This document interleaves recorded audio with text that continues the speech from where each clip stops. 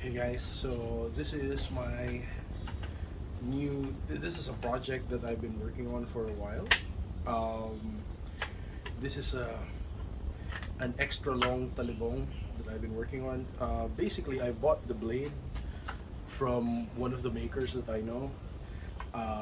Really good work. But then I put in the hilt. The hilt is carabao horn, and I also made the sheath. So here you can see carabao horn details on the on the sheath. Um, and the thing that I don't know if it's obvious from the video, but one of the strangest things about this one is the length. This is about 30 inches, so way longer than what you would normally use. Like most Filipino swords would be around 20 inches, around 18, 20, 24 is like pushing it. But this is a full 30. But as you can see, the tip is still pretty easy to move.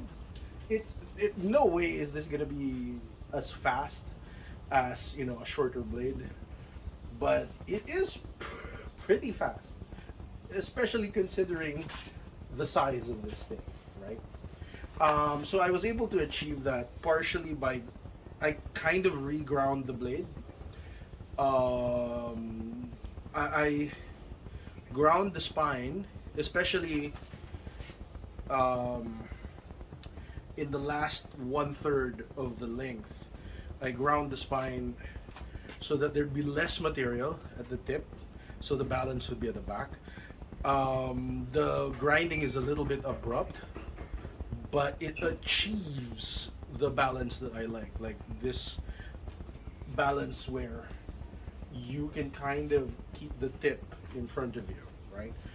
Now the trick about it is the hard part was making sure, number one, the heat treating was not affected. That's the tough part.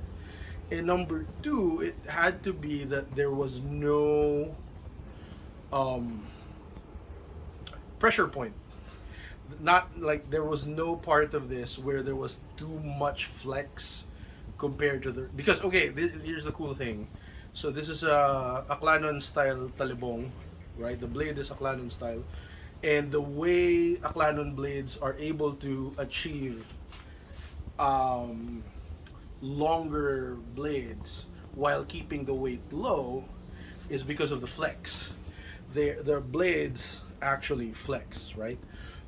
But what I didn't want is I didn't want there to be a flexing point where I ground the blade. So I tried to make it as even as possible. There you go. So you do get this kind of smooth flex to it. So I'm pretty happy with how this moved, right? So there is like a flex to it. But yeah, really great stuff.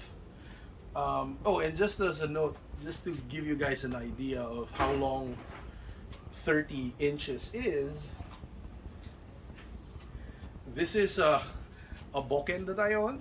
Now granted, this is like on the shorter end of Japanese swords, but this is about 31 inch. This is about a 31-inch blade. And then as you can see, just the blade length, without the handle, it's about the same. It's about the same length, right? So this is about the same length as a short katana, basically, but you do have that flex, so that you do get that durability for such a long. Oh yeah, that's another cool thing. If you slap it, it does do that. It does have that durability without necessarily what do you call this? Without going too heavy.